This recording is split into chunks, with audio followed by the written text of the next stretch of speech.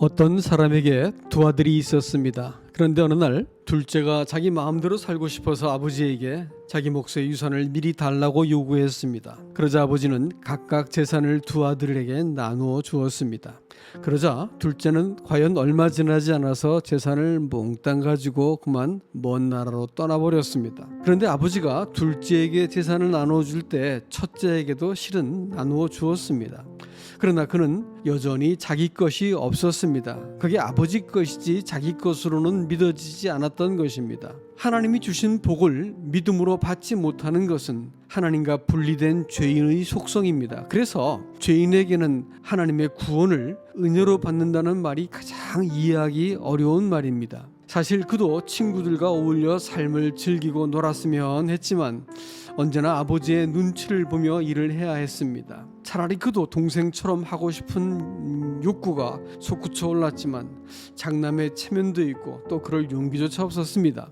그러다가 아버지가 노학이라도 한다면 얼마나 큰 낭패일까 생각하여 엄두를 내지 못했던 것입니다. 그래서 이게 옳은 일이려니 하고 애써 믿으며 꾹꾹 참고 일만 했습니다. 그런데 하루는 일을 마치고 집에 돌아왔더니 집 나간 동생이 돌아왔다고 송아지를 잡고 온 집안에서 잔치를 하는 것이 아니겠습니까? 그 순간 그동안 쌓인 감정이 폭발하고 말았습니다. 내가 여러 해 동안 아버지를 섬겨 명을 어김이 없었는데 내게는 염소 새끼라도 주어 나와 내 벗으로 즐기게 하신 일이 없더니 아버지의 재산을 창녀들과 함께 삼켜버린 이 아들이 돌아오매 이를 위하여 살찐 송아지를 잡으셨나이다.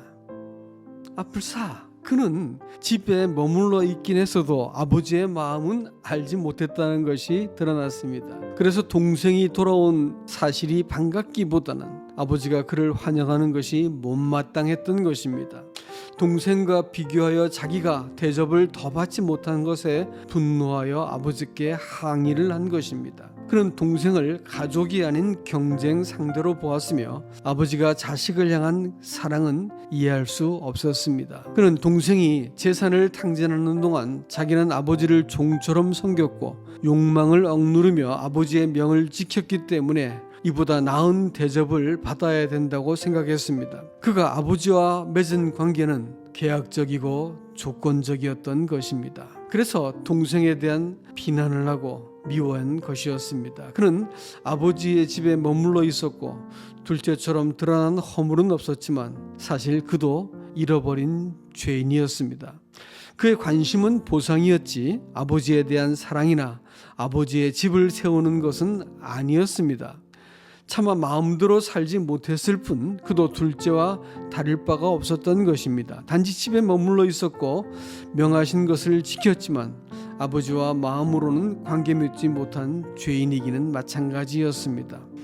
무엇보다도 자기의 죄를 깨닫고 돌아와 회개한 둘째는 아버지와 함께 잔치의 주인이 되어서 집에 거하는데 정작 자기가 행한 의를 항변하는 첫째는 불평과 원망을 하고 있는 동안 집 밖에 거하고 있다는 것입니다. 여러분, 교회를 다니고 열심을 가지고 봉사를 하여도 그들 모두가 하나님과 정상적인 관계를 맺고 있는 것은 아닙니다.